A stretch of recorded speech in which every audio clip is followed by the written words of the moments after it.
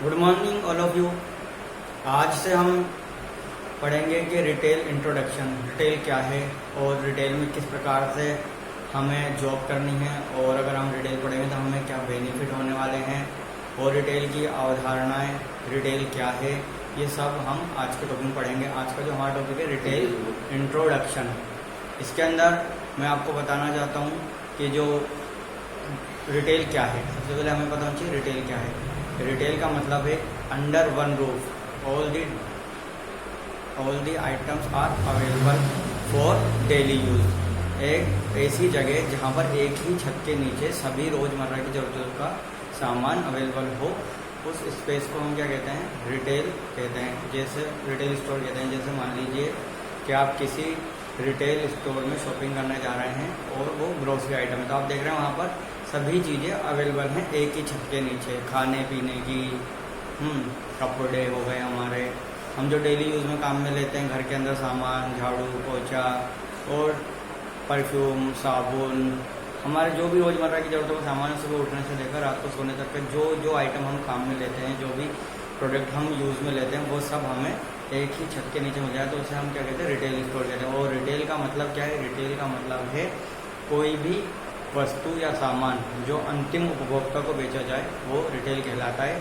For example मान लीजिए आप अपने पर्सनल यूज के लिए मोबाइल परचेज करने जाते हैं, पास की दुकान पे आप उसे परचेज करते हैं, तो क्या हो रहा है, उसके अंदर जो दुकानदार है वो आपको मोबाइल बेच रहा है और उस मोबाइल को आप यूज़ में लेने वाले हैं, तो वो क्या हुआ, रिटेलिंग।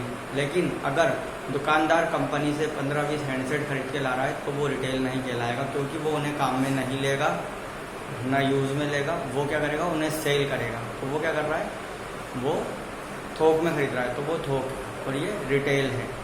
तो इस तरीके से हमें समझना है, जो भी वस्तु, सामान, सेवाएं जो हम अंतिम उपभोक्ता को दे रहे हैं, वो रिटेल कहलाता है।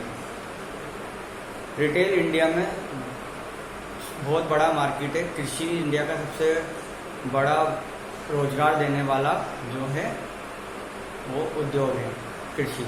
उसके बाद इंडिया में रिटेल ही ऐसा है जो सबसे ज़्यादा, जिसमें लोगों को रोजगार मिला हुआ है। भारत के सकल घरेलू उत्पाद में 14% से अधिक योगदान रिटेल का है। 14% से अधिक मतलब आप समझ रहे हैं, भारत का जितनी जीडीपी उसमें 14% जो योगदान है वो किसका है, रिटेल का है। इसी तरीके से इसके अंदर 20 करोड़ से अधिक लोग रोजगार प्राप्त कर रहे हैं, और ये इंडिया का सबसे तेज बढ़ता हुआ रोजगार देने वाला क्षेत्र है। भारत में रिटेल 2 प्रकार का है, संगठित और असंगठित। इस संगठित रिटेल वो है जिसके अंदर की कोई पर्टिकुलर कंपनी, ग्रुप, कोई रिटेल स्टोर, रिटेल चेन या कोई शॉप चला रही है, तो वो संगठित रिटेल है। जैसे रिलायंस मार्ट हो गया, रिलायंस फ्रेश हो गया, बिग बाजार हो गया, शॉपर स्टॉप हो गया। तो ये आप देख रहे हैं बड़ी कंपनीज हैं जो छोटे छोटे स्टोर्स सभी सिटीज़ में चला रही है। तो ये संगठित रिटेल है, क्योंकि एक कोई पर्टिकुलर कंपनी है वो इन सबको ऑपरेट कर रही है। तो इसमें एक कंपनी का वर्चस्व है, वो कंपनी जहाँ चाहती है, जैसे जहाँ भी वो लोग इन्वेस्टमेंट करना चाहते हैं, वहाँ अपने स्टोर्स खोलते हैं। तो ये क्या हुआ, संगठित रिटेल है। इसमें सारा अधिकार जो है कंपनीज का है, जो एक कंपनी। और असंगठित रिटेल है जो हमारे गली मोहल्ले, कस्बे, शहर में छोटी दुकानें खुली होती हैं, जो किसी व्यक्ति विशेष या परिवार द्वारा चलाई जाती हैं, वो असंगठित रिटेल में आती हैं। जो हम बाजार जाते हैं तो हम देखते हैं कि किसी की पारिवारिक जो पुरानी दुकानें चली आ रही हैं, वो असंगठित रिटेल है। उसमें कोई नियम, कायदे, कानून जो गवर्नमेंट के होते हैं वो बहुत कम फॉलो किए जाते हैं। वो उनके खुद के पर्सनल जो नियम कायदे होते हैं वो लोग वही लागू करते हैं, उसी के अकॉर्डिंग वो लोगों को सैलरी देते हैं या जॉब पर रखते हैं। लेकिन जब हम संगठित रिटेल की बात करें, संगठित रिटेल में एक कंपनी होती है और गवर्नमेंट के जो भी रूल्स एंड रेगुलेशंस होते हैं उनको वो फॉलो करते हैं। तो इस तरीके से हम देख सकते हैं कि रिटेल में जो भी वस्तु, सेवा का जो भी लेन देन, आदान प्रदान होता है, वो संगठित होता है या फिर असंगठित होता है। संगठित से मतलब कोई कंपनी या कोई एजेंसी उसे चला रही होती है, और असंगठित में कोई व्यक्ति विशेष उस व्यापार को चला रहा होता है। तो इस तरीके से मैं आपको एग्जांपल देता हूँ एक कि रिटेल क्या है। रिटेल मान लीजिए अभी आपको आपके लिए मॉर्निंग में आपको टूथपेस्ट खरीदना है, आप दुकान वाले के पास जाएंगे, बोलेंगे भैया एक टूथपेस्ट दे दो, तो वो क्या करेगा, आपको एक टूथपेस्ट उठाएगा रिटेल जो व्यापारी है और दे देगा, उसके बदले में आपसे पैसे लेगा। तो ये हुआ रिटेल। लेकिन अगर दुकानदार खुद जाकर इसे 12, 15 या 2 दर्जन, 4 दर्जन या फिर पूरा पूरा कार्टन खरीद के अगर परचेज करके ला रहा है तो ये रिटेल नहीं होगा, क्योंकि वो इनको लाकर एक एक पीस करके सेल करेगा, टुकड़ों में सेल करेगा और वो क्या कर रहा है, वहाँ पर एक साथ धनराशि जमा करके जो है होलसेलर उसको दे रहा है, तो वो होलसेलर से परचेज कर रहा है। तो होलसेलर से परचेज कर रहा है, वो हुआ होलसेल व्यापार। उसके बाद वो उसे रिटेल में बेच रहा है, एक एक 2 2 3 3 करके, और उसकी जो लगाई हुई पूंजी है वो उसे धीरे धीरे प्राप्त हो रही है। तो ये क्या है, रिटेलिंग है। रिटेलिंग के बहुत सारे एग्जाम्पल हैं। सुबह से लेकर शाम तक हम जितनी भी वस्तुएं और सेवाएं किसी से लेते हैं तो वो सब क्या है, रिटेल है। लेकिन इसके अंदर शर्त यह है कि वो एंड यूज़र को दी जाने वाली सेवाएं या उत्पाद होने चाहिए। इस तरीके से आप देखते हैं कि रिटेल एक बहुत बड़ा क्षेत्र है भारत में और बनता जा रहा है धीरे धीरे। भारत में सबसे ज़्यादा जो लोग, भारत दुनिया का मतलब ये देख लीजिए आप, पाँचवा सबसे बड़ा रिटेल मार्केट है दुनिया में। जितने भी बड़े देश हैं उसमें भारत का 5वां नंबर है। विश्व की जितनी भी कंपनियां भारत में रिटेल में व्यापार करना चाहती हैं, जिसमें चाइना, अमेरिका जैसे बड़े बड़े देशों की कंपनियां भारत में व्यापार करना चाहती है और भारत में जो भी रिटेल क्षेत्र है उसमें अपना आधिपत्य जमाना चाहती है, अधिकार बनाना चाहती है। जिस तरीके से आपने देखा है चाइनीज़ आइटम्स भारत के रिटेल व्यापार में छाए हुए हैं, वो यहाँ पर भारत में ही भारत के उत्पादों को चुनौती देते हैं, क्योंकि उनकी गुणवत्ता और कीमत कम होती है और गुणवत्ता बहुत ज़्यादा अधिक होती है। जबकि हम भारत के बनाए हुए उत्पाद लेते हैं तो उनकी गुणवत्ता थोड़ी कम होती है और उनकी प्राइस भी ज़्यादा होती है, उनका मूल्य भी हमें ज़्यादा चुकाना पड़ता है। तो इस तरीके से कंपनियों को सभी को पता है कि भारत एक ऐसा देश है जहाँ पर बहुत बड़ा रिटेल मार्केट है और उसको वो सब उसमें अपना जो है व्यापार और बिजनेस बढ़ाना चाहते हैं। ठीक है, तो आप देख रहे हैं भारत का जितना भी रिटेल व्यापार है वो सब कंपनियां बढ़ाना चाहती हैं। भारत में जो बड़ी कंपनीज हैं इंडियन, वो कौन कौन सी है आपको पता होना चाहिए। भारत में जो रिटेल की कंपनी है सबसे बड़ी है रिलायंस ने अभी अपने रिलायंस फ्रेश चल ही रहा है उनका। इसके अलावा रिलायंस ट्रेंड चल रहा है, रिलायंस अजियो चल रहा है जो कि ऑनलाइन प्लेटफॉर्म है रिलायंस का। इसी तरीके से अभी रिलायंस ने अपना लॉन्च कर दिया रिलायंस मार्ट, वो अब हमें ग्रोसरी आइटम प्रोवाइड कराता है हमारे घर के पास वाले किराना से। हम मोबाइल से ऑर्डर बुक करते हैं और हमारे घर के पास वाले किराने से ही वहाँ से डिलीवरी हमें सुनिश्चित कराना उनका कार्य है। इसके अलावा अगर बड़े रिटेल आउटलेट्स की बात करें जो कि हमें प्रीमियम सेवाएं देते हैं, प्रीमियम वस्तुएं हमें सेल करते हैं, तो उसमें है शॉपर स्टॉप, लाइफ स्टाइल, इस तरीके से बिग बाज़ार हो गया हमारा। जैसे बहुत सारी जो रिटेल स्टोर्स हैं वो भारतीय हैं। भारत के अंदर जो भारत का सबसे बड़ा रिटेल चेन है वो है शॉप स्टॉप। इसके ऑल ओवर इंडिया 80 स्टोर हैं। इसके अलावा हमारे पास है लाइफ स्टाइल इंडिया में जो कि दुबई बेस्ड कंपनी है और पूरे इंडिया में इनके भी बड़े बड़े शहरों में स्टोर्स फैले हुए हैं। अगर आप इन सभी स्टोर्स में देखें तो इनका बहुत बड़ा रिटेल आउटलेट जयपुर के इंडिया के हर बड़े शहर में स्थित है। वहाँ से आप जो भी अपने रोज़मर्रा की ज़रूरतों के सामान वो परचेज़ कर सकते हैं।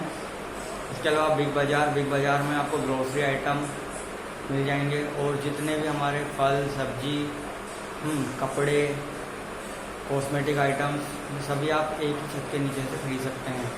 तो इस तरीके से आप देख रहे हैं भारत में जो रिटेल है वो बहुत ही बड़ा और विस्तृत क्षेत्र है। रिटेल के बारे में जब हम बात करते हैं दुनिया में तो आप देखते हैं कि भारत सबसे बड़ा रिटेल का क्षेत्र है। अब आपको ये पता होना चाहिए जो हमारे कस्टमर के एसोसिएट होते हैं उनकी क्या विशेषताएं इसमें होती हैं। प्रशिक्षु के रूप में आप इनमें मतलब असिस्टेंट स्टोर एसोसिएट के रूप में आप यहाँ पर कार्य कर सकते हैं। प्रशिक्षु सहयोगी के रूप में आपको उत्पाद प्रदर्शित करने के लिए दुकान में घूमना होगा। बिक्री प्रचार सामग्री को व्यवस्थित करना होगा। जो भी हमारी बिक्री का सामान है उसे हमें लगाना होगा, कस्टमर के लिए लगाना होगा, उन्हें उसकी सार संभाल करना होगा, उसकी सुरक्षा करनी होगी।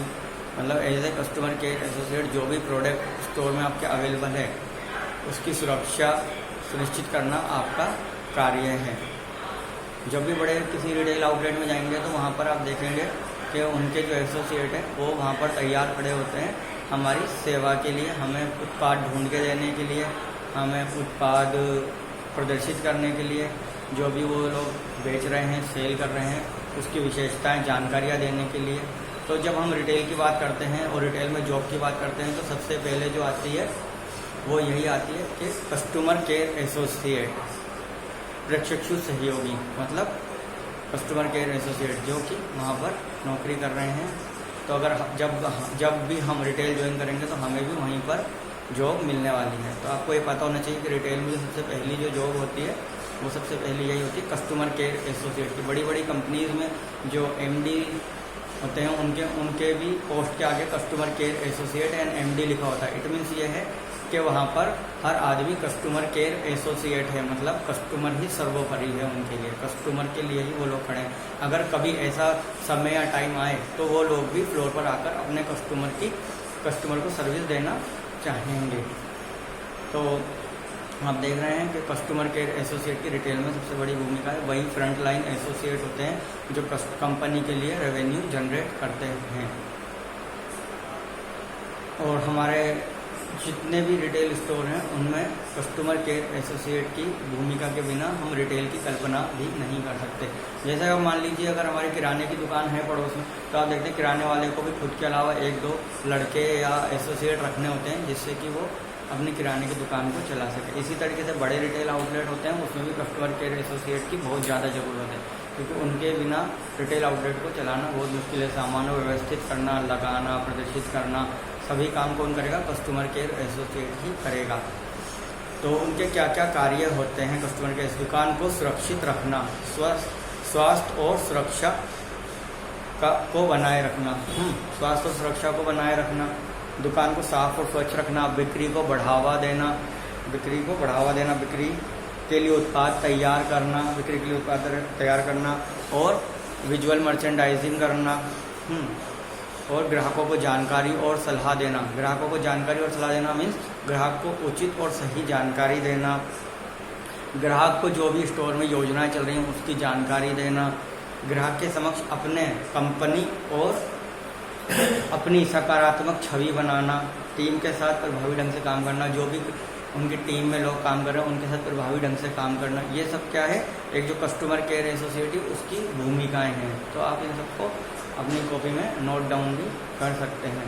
आपसे कभी भी पूछ ले जाए कि एक प्रभावी कस्टमर केयर एसोसिएट के क्या क्या कार्य होते हैं, तो आप बता देंगे दुकान को सुरक्षित रखना, दुकान को साफ और स्वच्छ रखना, बिक्री को बढ़ावा देने के लिए उत्पाद को प्रदर्शित करना, बिक्री के लिए उत्पाद को तैयार करना, दृश्यमान बिक्री प्रदर्शन बनाए रखना, मतलब जो वीएम करना स्टोर का, जो भी मतलब हम प्रोडक्ट है उसको डिस्प्ले करना, उसकी साफ सफाई करना, और जो भी हमारा सामान है उसको भंडार करना, मतलब जो हमारा प्रोडक्ट आया है उनको संभाल कर रखना, जिससे कि जब सेल की जरूरत हो तो उसको फ्लोर पर लगाया जा सके, रैक्स में रखा जा सके।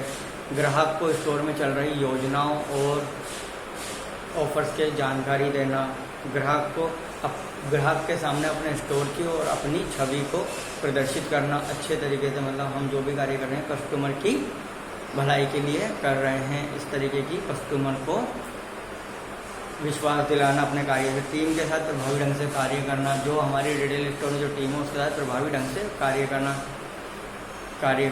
ठीक है। इस तरीके से आप देख रहे हैं कि रिटेल स्टोर में जो प्रशिक्षु सहयोगी है उसको बहुत सारे काम करने होते हैं अपने स्टोर के लिए। तो आपको जो भी है मैंने प्रशिक्षु सहयोगी के कार्य बताए हैं, इन सबको आपको याद रखना है और अपनी कॉपी में नोट डाउन करना है। इसके अलावा आपको ये भी ध्यान रखना है कि रिटेल क्या है। मैंने आपको रिटेल की परिभाषा शुरू में बताई थी कि under one roof all the daily use items are available is calling retail. तो आप देख रहे हैं जो भी एक ऐसी दुकान या स्थान है जहाँ पर रोज़मर्रा की ज़रूरतों का सामान हमें एक ही छत के नीचे मिल जाए तो वो क्या है? रिटेल स्टोर है। और सामानों को जो बड़े मात्रा में खरीदते हैं और फिर उपभोक्ता को बेचते हैं एक एक करके, दो दो करके, तो वो क्या? रिटेलिंग है। जैसे आपको एग्जांपल देकर बताया था कि मान लीजिए किसी ने टूथपेस्ट खरीदा है दुकान वाले ने बहुत सारा थोक भाव में, और वो अब अपनी दुकान पे उसे रख कर एक एक करके बेच रहा है कस्टमर को, अंतिम उपभोक्ता को। तो एक होता है ग्राहक, एक होता है उपभोक्ता। ग्राहक और उपभोक्ता में डिफरेंस होता है, जो हम आगे की क्लास में हमारी पढ़ेंगे। आज के लिए थैंक यू।